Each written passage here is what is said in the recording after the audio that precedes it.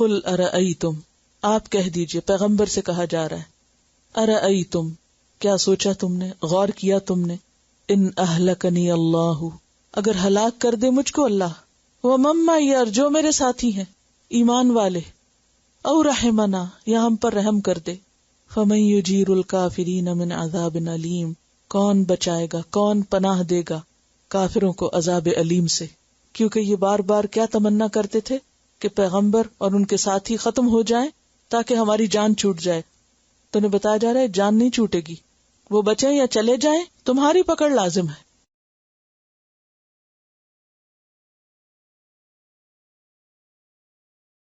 قل هو الرحمن آمنا به، کہہ دیجئے وہ رحمان، ہم اس پر ایمان لائے ہیں، وعلیہ توکلنا، اور اسی پر ہم نے بھروسہ کیا، اسی پر ہمارا توکل ہے. فستعلمون من هو فی ضلال مبین، پس عنقریب تم جان لوگے کون ہے جو کھلی گمراہی میں مبتلا ہے. دنیا میں اگر پتہ نہیں بھی چلتا کسی کو کہ کون سیدھے راستے پہ جا رہا ہے اور کون بھٹک رہا ہے، تو کل موت کا فرشتہ آئے گا تو سب پہ کھل جائے گا کہ ہدایت پر کون تھا اور گمراہی میں کون ڈوبا ہوا تھا. قل ارأیتم، کہہ دیجئے کیا غور کیا تم نے، ان اصبح ماؤکم غورا، اگر ہو جائے تمہارا پانی گہرا. غورن کا لفظ غار سے ہے، غار کہتے ہیں کھو کو، نشیبی زمین، نیچے کی طرف آنے کو، زیر زمین گہرائی کو یا پہاڑ کے اندر کی گہرائی کو. کہہ دیجئے کہ اگر تمہارا پانی زمین کے اندر اتر جائے، فمن یأتیکم بماء معین، تو کون ہے جو لائے تمہارے پاس بہتا پانی. یعنی اگر اللہ سبحانہ وتعالی پانی کو زمین کے نیچے اتنا دور لے جائے تو تمہاری ساری مشینیں بیکار ہو جائیں، کوئی بھی اس پانی کو استعمال کے لیے زمین سے پھر نکال نہیں سکتا. یہ اس کی خاص رحمت ہے کہ اس نے پانی کا ایک مطلوبہ یا ضروری لیول رکھا ہوا زمین کے نیچے بھی، اسے محفوظ بھی رکھا ہے، لیکن اس کو ایسا نیچے نہیں کیا کہ انسان اس سے فائدہ نہ اٹھا سکے. اور ہاں، اگر کسی وقت وہ لے جائے تو تم کچھ بھی نہیں کر سکتے، کچھ بھی تمہارے ہاتھ میں نہیں. تو ایک طرف اس صورت میں اللہ سبحانہ وتعالیٰ کی قدرت، اس کا جلال، اس کی بادشاہت اور ہر طرف اس کی عظمت نظر آتی ہے، اور دوسری طرف انسان کی بے بسی، انسان کی کمزوری، انسان کی حقیقت کہ سب کچھ اس کے ہاتھ میں ہے، اور انسان اپنی حیثیت کو پہچان کر وہی معاملہ کرے جو اس سے مطلوب ہے. اور اگر اس نے وہ نہ کیا تو کل اس کو اللہ سے کوئی بھی بچا نہ سکے گا، کوئی بھی چھڑا نہ سکے گا، نہ کوئی ایک انسان اور نہ پوری فوج کی فوج، کوئی کسی کے کام نہیں آ سکتا. اصل قوت کا مالک وہی ہے، جس نے اس کو راضی نہ کیا اس کے لیے سب بیکار ہے. انسان بھی کس قدر احمق ہے، لوگوں کی نظر میں بڑا بننا چاہتا ہے، لوگوں کی نظروں میں اپنی قیمت دیکھتا ہے کہ لوگوں کی نگاہوں میں کیا ہوں میں. اور ابھی کا ایک شعر ہے، یظن الناس بی خیرا، لوگ میرے بارے میں اچھا گمان کرتے ہیں، وَأَنَا لَشَرُّ الْخَلْقِ إِن لَّمْ تَعْفُ عَنِّی، کہ میں سارے انسانوں میں سے بدترین ہوگا اگر تو مجھے معاف نہ کرے. اگر اللہ کسی کو معاف نہ کرے، وہ کسی سے راضی نہ ہو، تو سارے انسانوں کا بھی چہیتا ہونا اور ان کی نظروں میں بہت اہم ہونا بیکار ہے، انسان کے لیے بے فائدہ ہے. سورۃ الملک سے کیا سیکھا آپ نے؟ کیونکہ قرآن مجید کی اہم صورتوں میں سے ہے، اس لیے تھوڑا سا اس کا ریویو کریں گے ہم. ایک اہم بات جو ہمارے سامنے آتی ہے وہ یہ کہ صورتوں کے جو فضائل بتائے گئے ہیں، یہ کوئی ایسی چیز نہیں کہ جو ایک طلسماتی چیز ہو یا جادو کی طرح کوئی چیز ہو یا منتر ہو کچھ، بلکہ ان فضائل کا تعلق ان کے معنی سے بہت زیادہ ہے. کیونکہ اگر ہر شخص روزانہ رات کو سونے سے پہلے اپنا احتساب کر کے سوئے گا تو یقیناً وہ بہت سے غلط کاموں کو چھوڑنے کا بھی عزم کرے گا. ساری صورت جو ہے وہ دراصل اللہ سبحانہ وتعالیٰ کا ایک بہترین تعارف ہے اور اللہ کی عظمت اور قدرت کا احساس دلاتی. اور جتنی زیادہ وہ اللہ کی قدرت انسان کے سامنے رہتی ہے، اتنا ہی پھر اپنا آپ بھی اس کے مقابلے میں چھوٹا لگتا ہے. میں سجدہ کرنے لگی تو مجھے احساس ہوا کہ اگر یہ اس جگہ نہ ٹکے تو میں بیٹھ کہاں سکتی ہوں. جیسے کبھی گاڑی میں یا بس میں، ٹرین میں اگر آپ نے سفر کیا ہو یا جہاز میں تو تھوڑا بہت ہی ہلتا ہے، لیکن اس میں بیٹھنے کے وقت کتنی ایک گھبراہٹ ہوتی ہے یا بیٹھ نہیں پاتے صحیح طور پر. تو زمین کا جو ٹھہراؤ ہے اور اس کا جو اطاعت گزاری اور فرما برداری جو ہے اور جو اس کی برداشت ہے کہ ہم اس کے اوپر جیسے بھی پاؤں مارتے پھریں جو بھی کرتے رہیں، وہ ہر چیز کے لیے بچھی ہوئی، ہمارے آگے بچھی ہوئی ہے ایک طرح سے. تو تابعداری اور فرما برداری کا معنی سمجھ میں آتا ہے کہ کس طرح تنگی میں، خوشی میں، سردی میں، گرمی میں، ہر حال میں اللہ کے ہر حکم کو خاموشی سے قبول کرتے جانا. جیسے بہت جب برف پڑتی ہے یا بارش ہوتی ہے یا دھوپ سخت ہوتی ہے تو زمین جو ہے وہ ساری گرمی سردی برداشت کرتی، نفع پہنچاتی ہی رہتی. تو مومن بھی ہر حال میں نفع پہنچاتا رہتا ہے. یہ جو لفظ ہے نا ذلول، اگر آپ اس کے اوپر توجہ کریں نا کبھی تو دل شکر گزاری سے بھر جاتا ہے. ذلول، ذلول کا مطلب یہ ہے کہ بس بچھی ہوئی ہے، تابع دار. اچھا، ہم عام طور پہ کیا کہتے ہیں جب اریٹیٹر، کوئی سنتا ہی نہیں ہماری بات، کوئی بات ہی نہیں مانتا. بھی دیکھو جس زمین پہ کھڑے وہ کتنی بات مان رہی ہے تمہاری، اور پھر ہم کس قدر ناشکر ہیں کہ اس کو کس طرح ہم نقصان دے رہے ہیں اور کس طرح اس کو ضائع کر رہے ہیں. اتنی شرمندگی ہوتی ہے نا کہ اگر زمین اتنی تابع دار ہے اور ہر چیز اتنی تابع دار ہے اللہ کی، تو ہماری تابع داری کا کیا حال ہے. ہم نے اللہ کو بحیثیت رب پہچانا ہی نہیں، اس کو رب نہیں مانتے. ہمارے اور بہت سے رب بنے ہوئے ہیں جن سے ہم ڈرتے ہیں اور جن سے ہم توقعات رکھتے ہیں اور جن سے ہم نے اپنے بہت کچھ وابستہ کیا ہوا ہے. اچھا، پرندوں کے بارے میں ایک چیز آپ سے شیئر کرنا چاہ رہی تھی کہ پرندے جو ہیں ان کے لیے یہاں پر لفظ استعمال ہوا خاص طور پر کہ صافات ان ہیں. صف کی بات اگرچہ آپ پہلے بھی بہت دفعہ پڑھ چکے ہیں، سورۃ الصف، سورۃ الصافات، اور فرشتوں کی صفیں اور نماز کی صفیں اور صف بندی کے فضیلت اور فائدے. اور یہاں پر پرندوں کی صفوں کی بات ہے، یعنی اگرچہ ان کے پر پھیلانا بھی ہے لیکن اس کے ساتھ ساتھ یعنی کہ وہ صف اور لائن جو ان کی ہے وہ بھی قابل غور ہے. آیت ذرا دیکھیے کیا ہے. اولم یروا الی الطیر فوقہم، انداز آپ دیکھیے، خطاب دیکھیے. اولم یروا الی الطیر فوقہم، کیا انہوں نے دیکھا نہیں، کیا انہوں نے غور نہیں کیا، الی الطیر پرندوں کی طرف، فوقہم جو ان کے اوپر ہے. کیا مطلب ہے؟ اللہ سبحانہ وتعالیٰ سوال کیوں کر رہے ہیں؟ کیوں سوال کر رہے ہیں؟ غور کرو اور اس سے کچھ سبق سیکھو. کبھی دیکھا نہیں تم نے کہ پرندے کس طرح اڑتے ہیں اور کس طرح وہ پر پھیلائے ہوئے ہوتے ہیں اور کس طرح وہ قطار باندھ کے جا رہے ہوتے ہیں اپنی اڑان میں. زمین پر قطار بنانا، صف بنانا آسان ہے، لیکن جب زمین سے اتنی بلندی کے اوپر، جبکہ چاروں طرف آسمان ہی آسمان دکھتا اور زمین بھی نیچے، تو وہ کوئی ایسی جگہ نہیں ہوتی کہ جہاں پر کھڑے ہو کر کوئی اپنی صف آگے پیچھے کر کے تو درست کرے. اگر ہمیں کبھی لائن بنانی بھی پڑے تو ہماری لائنیں ہوش گوش رکھتے ہوئے جو روز ہم بناتے ہیں، نماز ہی کی صف دیکھ لیں تو اس میں ہر روز کوئی نہ کوئی غلطی کرتے ہیں، کبھی آگے ہو جاتے ہیں کبھی پیچھے ہو جاتے ہیں.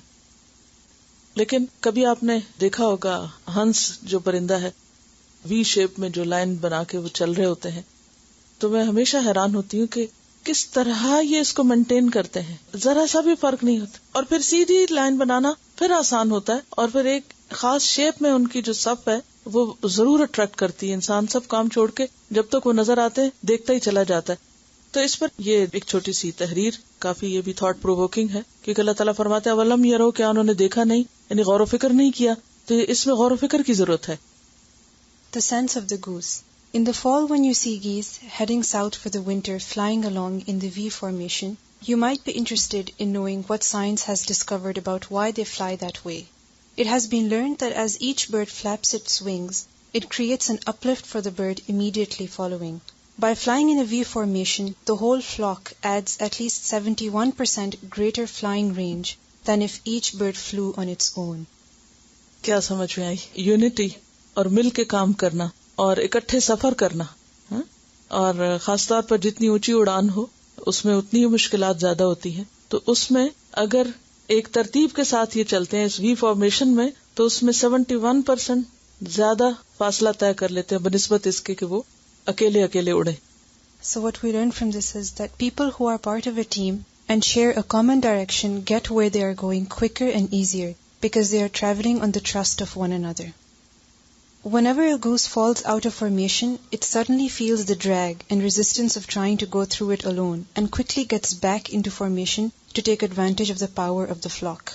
اس سے کیا پتا چلا؟ وَتَوَاصَوْا بِالْحَقِّ وَتَوَاصَوْا بِالصَّبْرِ، کہ اگر کوئی پیچھے رہ گیا تو اس کو پکڑ کے ساتھ کھینچ لو، ملا لو. اس شیپ میں جا کے جہاں اس کی جگہ ہے وہیں پر جاتا ہے. So if we have as much sense as a goose, we will share information with those who are headed the same way we are headed, the same way we are going. When the lead goose gets tired, he rotates back in the wing and another goose takes over. So it pays to share leadership and take turns doing hard jobs. اس سے کیا سیکھا؟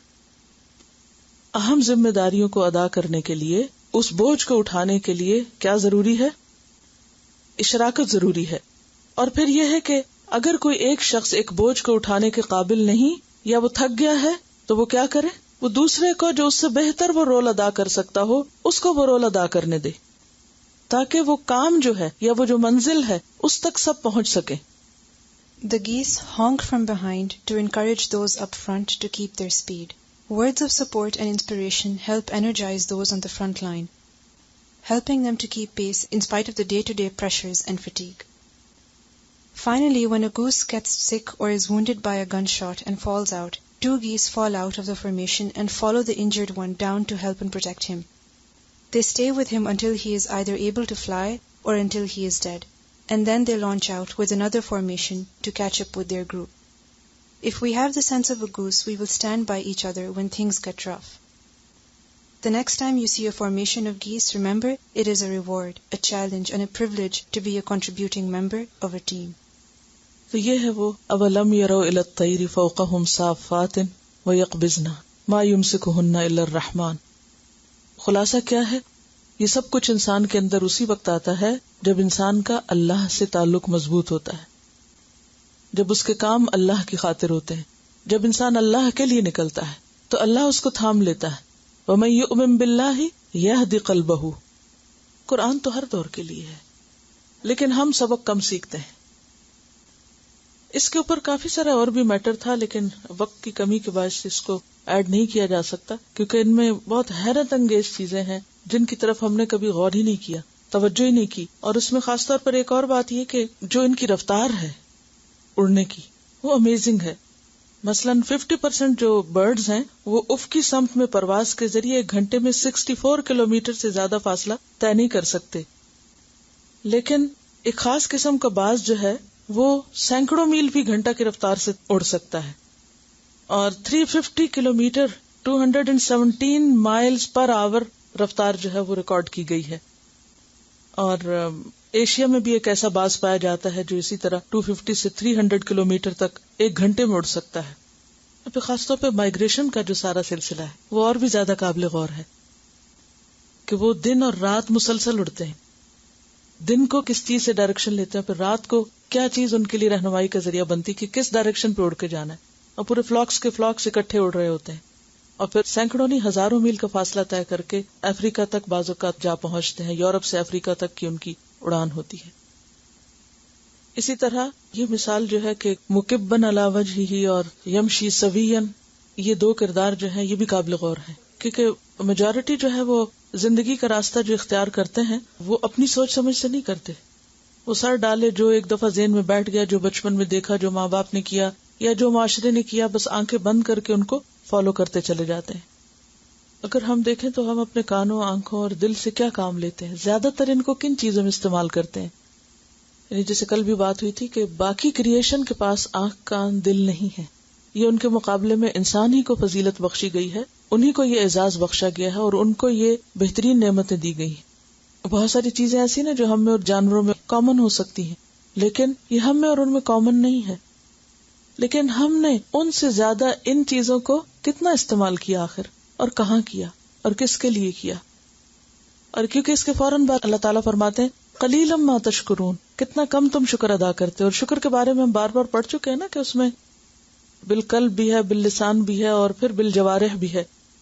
تو بالجوارح میں سب سے پہلے تو یہی کان، آنکھ اور دل ہی ہے نا. جوارح، بڑے بڑے جوارح جو ہیں ہمارے، یعنی جو اللہ نے ہمیں آزاد دیے ہیں، تو کیا ان کو واقعی فائدہ مند طریقے سے ان راستوں پہ استعمال کر رہے ہیں؟ ہم کیا کیا سنتے رہتے ہیں، کیا کیا دیکھتے رہتے ہیں، اور پھر کیا کیا، سب سے بڑی بات، سوچتے کیا کیا رہتے ہیں نا. ہماری سوچوں کا زیادہ وقت یا سوچ کا زیادہ تر مرکز اور محور کیا چیزیں ہیں؟ کیا ہمارے دل اسی کام کے لیے بنائے گئے تھے جن کاموں میں ان کو استعمال کر رہے ہیں؟ ہم ذرا سب رک کے سوچیں، اپنے لیے سوال لکھیں، کیا میرے دل کی سوچیں شکر گزاری پر مبنی؟ میرے دل کی کیفیات شکر گزاری پر مبنی؟ کیا میں اپنے دل سے وہی کام لیتی ہوں جسے شکر گزاری کہا جا سکتا ہے؟ میرا دل زیادہ تر کن سوچوں اور کن فکروں میں منہمک رہتا ہے؟ کیونکہ ہر بات ہمارے دل کو لگ جاتی ہے نا. چھوٹی چھوٹی باتیں بڑے بڑے مقاصد کو کیا کر دیتی ہیں؟ پیچھے کر دیتی ہیں یا نہیں؟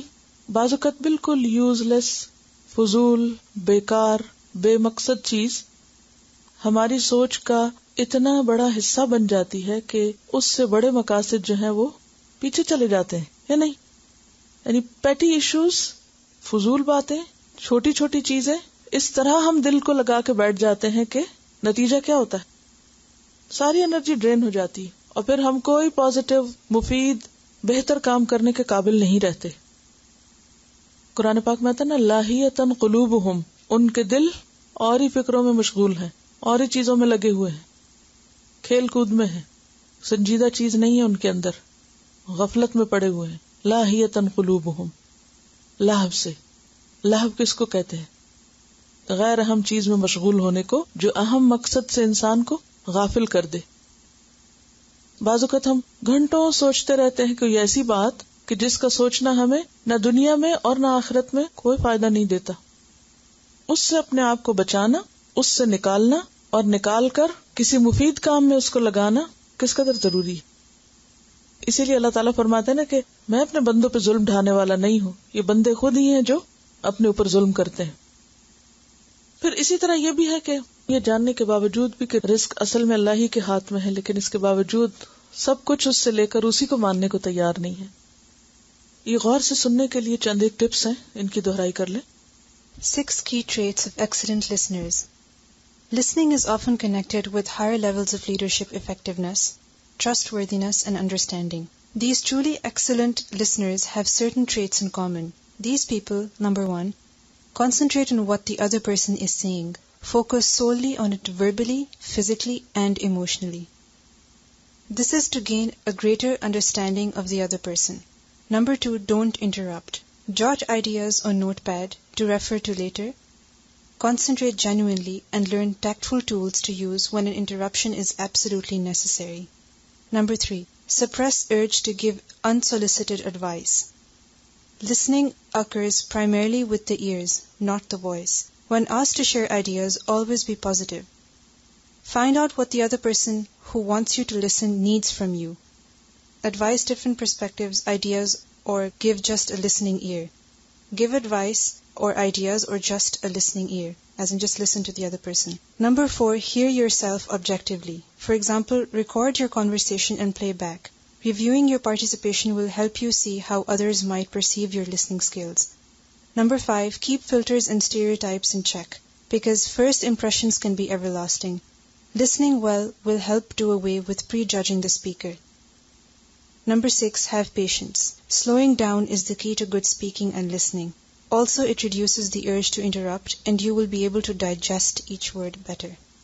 ایک تو جنرلی اسپیکنگ یہ ہے کہ لوگوں کے ساتھ جیسے ہم کہیں بھی ہم ہوں، گھر میں ہوں یا باہر ہوں، بچوں کے ساتھ ہوں، ہسبینڈ کے ساتھ ہوں، کہیں بھی ہوں، تو اس میں بھی اچھے کمیونیکیشن کا راز اچھی لسننگ میں ہے، اور اچھے تعلقات کی بیس جو ہے وہ اچھی کمیونیکیشن ہوتی.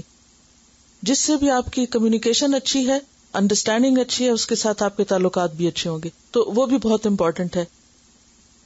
لیکن جب سیکھنے کی بات ہو اور خصوصاً دین سیکھنے کی بات ہو تو ایسے موقع پر صحیح لسننگ اور پراپر طریقے پر چیزوں کو سننا جو ہے وہ اور بھی زیادہ ضروری ہے. How to be a good listener in the classroom. God gave man 2 ears, but only 1 mouth, that he may hear twice as much as he speaks. Listening is an art that requires the listener to be mentally and emotionally present. It is with careful and attentive listening and learning that the mind and heart will be able to absorb information and eventually output that information in one beautiful form or another. To be a good listener, one must understand that there is a very distinct difference between hearing and listening. Hearing is to merely perceive sound. Listening is a mindful, conscious act and desire to comprehend and respond to others. Listening is the mindful, conscious act and desire to comprehend and respond to others. Unfortunately, good listening does not come naturally and must be learned, just as public speaking is learned through practice, patience, and commitment. Number 1, focus. When listening, be completely there. Many people tend to drift off to the never-ending returning past or distant future. Live in the moment, and you will truly experience life.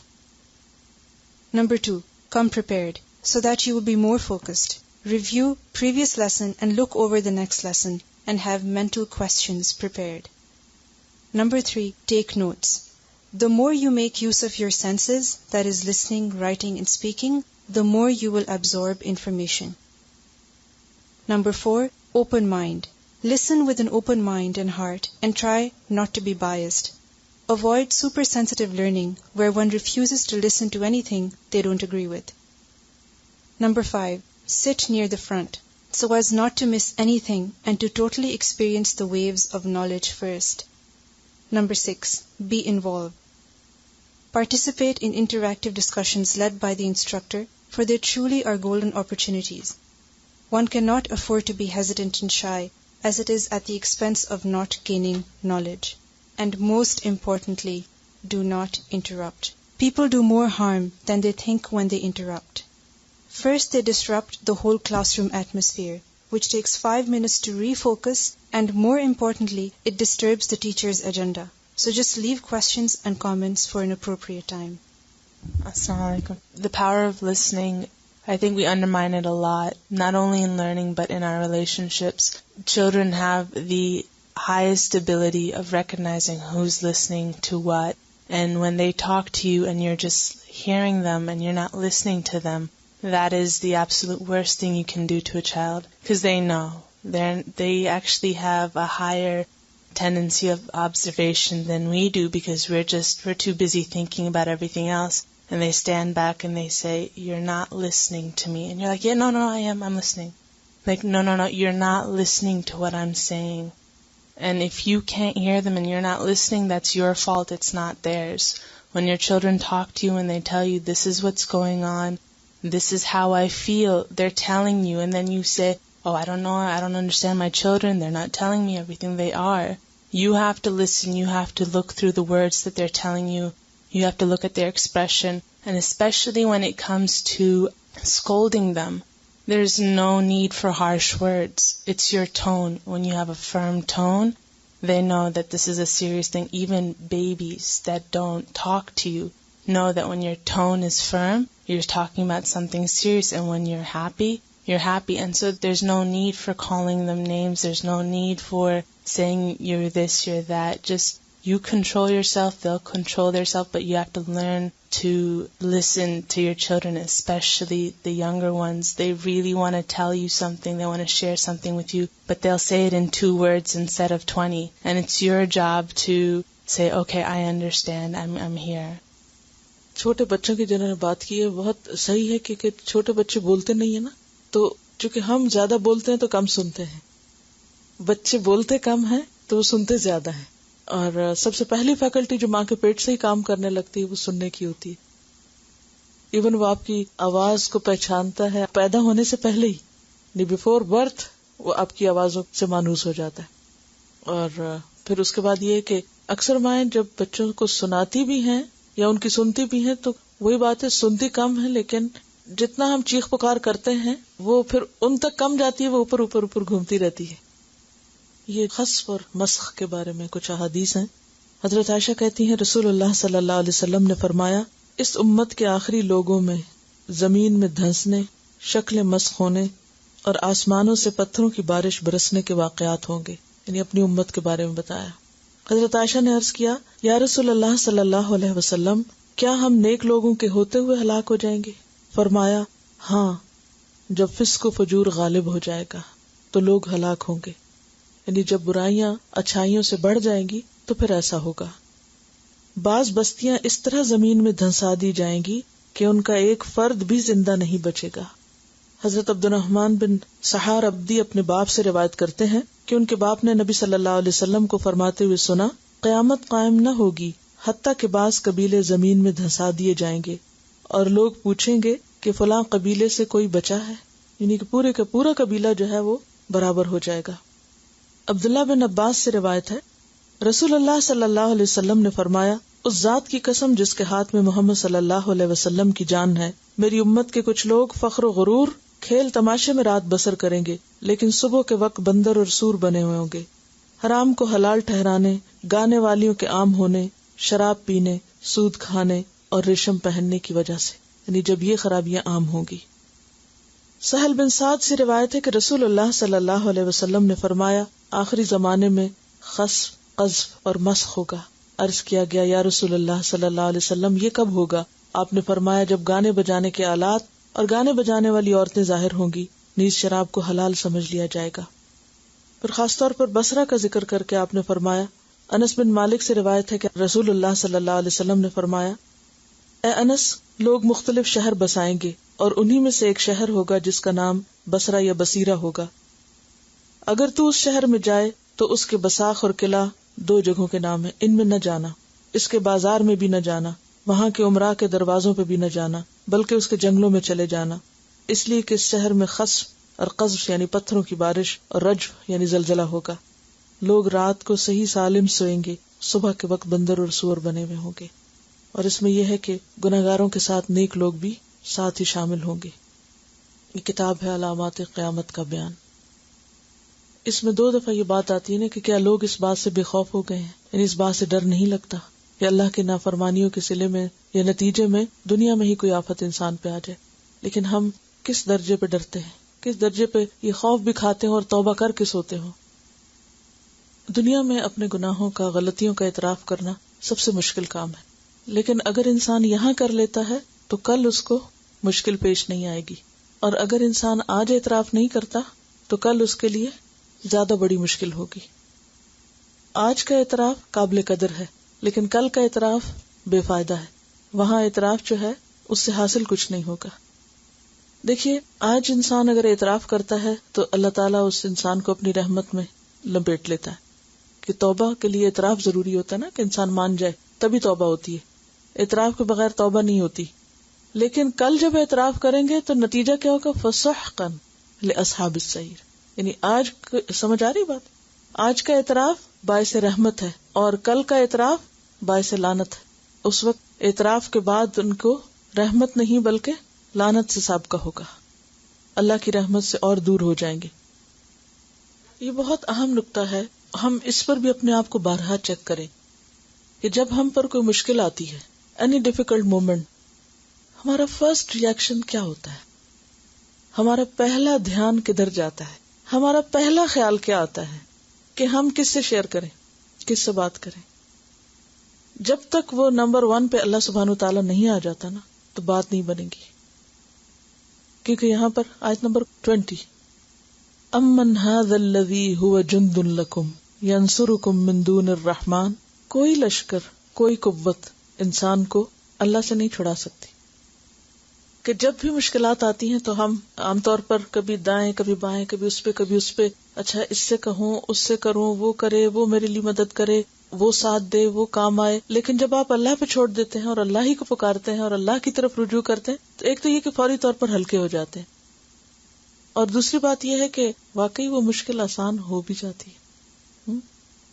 نہیں، ان سے اور بہت سی باتیں کریں، کیوں نہ کریں، ان سے مشورہ بھی لیں، ان سے ڈسکس بھی کریں، ان سے شیئر کریں، وہ سب ٹھیک ہے، لیکن انسٹنٹ پہلا خیال کوئی بری خبر سنے، کوئی چیز، تو جو ایک ہوتا ہے نا پہلی بات، وہ یہ کہ اللہ ہے نا، اور اللہ سننے والا ہے نا، اور اللہ مشکل آسان کرنے والا ہے، اور وہ کرے گا، وہ ہر چیز پہ قادر ہے، وہ بادشاہ ہے، بیدہ الملک وہو علی کل شیء قدیر۔ تو اس میں آپ دیکھیں گے کہ آپ کے اندر ایک ایسی انرجی آئے گی کہ آپ پھر سے اپنے آپ کو اس قابل پائیں گے کہ آپ اس چیز کا مقابلہ کر سکیں۔ اور اس کے ساتھ ہی یہ ہے کہ جہاں تک انسانوں کے ساتھ ڈسکس کرنا اور شیئر کرنا وہ اپنی جگہ پر ہے، لیکن کبھی یہ نہ سمجھے کہ انسان آپ کے لیے کچھ کر سکتے ہیں۔ کوئی کچھ نہیں کر سکتا جب تک اللہ نہ چاہے۔ قل هو الرحمن آمنا به وعلیہ توکلنا۔ توکل اصل میں آتا ہے ایمان کے ساتھ ہے، اور اس دنیا اور آخرت میں کامیابی کے لیے ہے بہت ضروری۔ ہوتا کیا ہے، جب ہمیں غصہ آتا ہے یا کوئی بھی مسئلہ ہوتا ہے تو ہم دوسروں کے اوپر فرسٹریشن اپنی نکال دیتے ہیں، لیکن اصل چیز کیا ہے؟ اس وقت اللہ کو پکارنا، یہ جو ایموشنل انڈیپینڈنس ہے یہ بھی بہت امپورٹنٹ ہے. ہم عام طور پر دنیاوی اعتبار سے یا مادی اعتبار سے انڈیپینڈنٹ کا سوچتے ہیں کہ خود کمانے لگے, خود اپنے پاؤں پہ کھڑے ہو جائیں, لیکن بہت سے لوگوں کو آپ نے دیکھا ہوگا کہ اکنامکلی انڈیپینڈنٹ ہونے کے باوجود بھی ایموشنلی انڈیپینڈنٹ نہیں ہوتے. تو وہ اسی صورت میں ہوتا ہے جب انسان کا ہر غم, خوشی, رنج کے موقع پر اللہ پہ بھروسہ ہو. یہ قرآن کی خوبصورتی ہے کہ ایک طرف اتنی جلالی آیات ہے اور دوسری طرف بیچ میں الرحمن کی تکرار ہے. انہوں نے بہت اچھی بات سیکھی کہ دین کی تبلیغ کا کام شروع کہاں سے کیا جائے. یعنی جب ہم دوسروں کو نیکی کی طرف بلاتے ہیں تو ہم رینڈم چیزیں شروع کر دیتے ہیں, کسی کو نماز کا کہنے لگتے ہیں, کسی کو حجاب کا, کسی کو کسی اور چیز کا, لیکن بنیاد نہیں بناتے. پہلا کام کرنے کا کیا ہے؟ تو اس کا جواب ہے اس صورت میں. پہلا کام لوگوں کو اللہ کی پہچان کرانا, اللہ سے جوڑنا, اللہ سے محبت, اللہ کا خوف, اللہ کی عظمت, اللہ کی قدرت کا احساس دلانا. جب انسان اللہ کو پہچان جاتا ہے تو پھر اس کی بات بھی مان جاتا ہے, پھر ماننا آسان ہو جاتا ہے. اور خواہ اپنے بچے ہوں یا دوست ہوں یا کوئی بھی, تو اللہ کا ذکر جو ہے یا اللہ کی یاد یا اللہ کی عظمت یا اللہ کی چھوٹی چھوٹی نعمت, اس کے لیے ضروری نہیں کہ آپ ہر ایک کے سامنے سورت پوری کھول کے پھر آپ اس کو تفسیر کر کے سنائیں اور وہ اس کو اللہ کی پہچان ہو. یہ باتیں آپ کے اپنے دل میں اتری بھی ہوں. پھر آپ کھانا بھی کھا رہے ہیں تو آپ مثلاً اورنج کھا رہے ہیں, اورنج کی ایک جو چھوٹی سی وہ جو ڈراپ پیکڈ ہوتا ہے, آپ اس کو ہی نکال کے آپ دکھائیں کہ یہ دیکھو اس طرح کا کوئی پیک کر سکتا ہے دنیا میں؟ کوئی فیکٹری ہے جو ایسی پیکنگ کرے؟ کس نے کیا, کہاں کیا؟ اور ایک نہیں, سارے ڈراپس اسی طرح پیکڈ ہیں. تو کتنی نازک جھلی اور کتنی چھوٹی مائنیوٹ سی پیکنگ ہے, اور کتنے آرڈر میں اور کتنے بہترین طریقے سے ان کو وہاں پر فکس کر کے رکھا ہوا ہے کہ وہ یہ بھی تو ہو سکتا تھا نا ادھر ادھر ہلتے جلتے تھے. انار کھولیں, اس کی پیکنگ آپ دیکھیں کیسی کیسی لیئرز کے اندر کس کس طریقے سے ان کو کیسے جوڑا ہوا ہے. یعنی ہر روز ایک نئی چیز, ایک نیا اینگل, ایک نئی بات. پانی کا گھونٹی اگر پی رہے ہیں تو آپ اسی پہ ہی کہہ سکتے ہیں کہ یہ آیت یاد رکھیں جو آخری آیت ہے. Assalamu alaikum. I was just mentioning how I've come across different Christian missionaries, and they would go to different villages, and these people absolutely illiterate. They did not know dirt from clean. And when the missionaries would go to them, they would work with them, and the only thing they would teach them is about creation of Allah subhanahu wa ta'ala, the mercy of Allah subhanahu wa ta'ala, and that's how they converted millions of people across the globe into Christianity. The problem with the Muslims today is ہم مسئلے مسائل لے کے بڑھ جاتے ہیں, یہ حرام ہے, وہ حلال ہے, یہ شریعت میں ہے, یہ نہیں ہے. So we got because if you take example from the seerah of Rasulullah sallallahu alaihi wasallam, he spent 13 years in Makkah just saying La ilaha illallah. That's it. So if we begin with just La ilaha illallah and just carry Surah Ikhlas with us wherever we are and convey it to people, we can serve as missionaries of Islam inshallah. Jazakumullah khair. لیکن بات یہ ہے کہ ہر انسان کو سکون چاہیے یا نہیں, اور یہ دنیا چونکہ ایک ٹیسٹ ہے, ہر شخص آزمایا جا رہا ہے, ہر شخص کسی نہ کسی مسئلے کا شکار ہے, ہر شخص کسی نہ کسی تکلیف یا دکھ میں ہے. اب اگر آپ اس دکھ اور اس تکلیف میں اپنی تبلیغ کا آغاز ایک ایسے نقطے سے کرتے ہیں جس میں اس کو کچھ نہیں مل رہا, تو وہ اس کو کوئی انٹرسٹ نہیں ڈیولپ ہوگا آگے. بہت سے لوگ یہ شکایت کرتے ہیں کہ ہم تو لوگوں کو بہت سکھانا چاہتے ہیں, بتانا چاہتے ہیں, ہماری کوئی بات نہیں سنتا. یہ عام طور پر شکایت ہوتی ہے لوگوں کو. کیا وجہ, کیوں نہیں سنتے؟ کیونکہ ان کو فائدہ کوئی نہیں پہنچتا. آپ جو باتیں ان کو بتا رہے ہیں وہ تو ان کے اوپر اور بوجھ ڈال رہی ہیں, آپ تو ان کے اوپر اور ذمہ داریاں ڈال رہے ہیں. تو ان بوجھوں کو جس میں وہ پہلے گرے ہوئے, پہلے ان کو تو اتاریں. اور اس کو اتارنے کے لیے کیا ضروری ہے کہ ان کے اندر یہ احساس پیدا کریں کہ وہ ان چیزوں کو دیکھنے کے قابل ہوں کہ انہیں ملا کیا کچھ ہے, کیا کچھ ہے ان کے پاس. کیونکہ بعض اوقات ہمارے پاس 1000 چیزیں ہیں نا, اور ایک نہیں ہے, تو ہم 1000 بھول کے جو ایک نہیں ہے اس کے غم میں ایسے ڈوبیں گے کہ شکر ادا کرنا بھول جائیں گے. تو پہلی چیز تبلیغ کا جو اہم ترین نقطہ ہے وہ یہ, خود بھی شکر گزار ہو اور لوگوں کے اندر احساس شکر ابھارے. اور احساس شکر کہاں سے ابھرتا ہے؟ اللہ کی نعمتوں پر غور و فکر سے. اور جب انسان اللہ کی نعمتوں پر غور و فکر کرنے لگتا ہے تو اللہ کی عظمت اور اللہ کی محبت اور اللہ سے ایک خاص کنیکشن محسوس ہونے لگتا ہے. جب انسان کے دل میں اللہ کی قدردانی آتی ہے تو پھر خود بخود دل کیا چاہتا ہے؟ اس کا ذکر کرنے کو, اس کے آگے جھکنے کو, اور پھر اس سے اگلا مرحلہ کیا آتا ہے؟ اس کے لیے قربانی کرنے کو.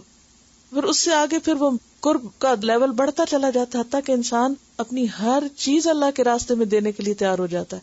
اور اس سے کیا ہوتا ہے کہ دین کو ایسے سپورٹرز ملتے ہیں کہ جو اپنا سب کچھ اس کے راستے میں دینے کو تیار ہو جاتے ہیں. یہ باتیں ہم پڑھتے ہیں کہ یہ چیز اتنی بڑھ گئی، اتنی پھیل گئی، اتنی زیادہ ہو گئی، اور پھر ہم زیادہ زیادہ کیا کرتے ہیں؟ صرف بیٹھ کے ان کو کرٹیسائز کرتے رہتے ہیں.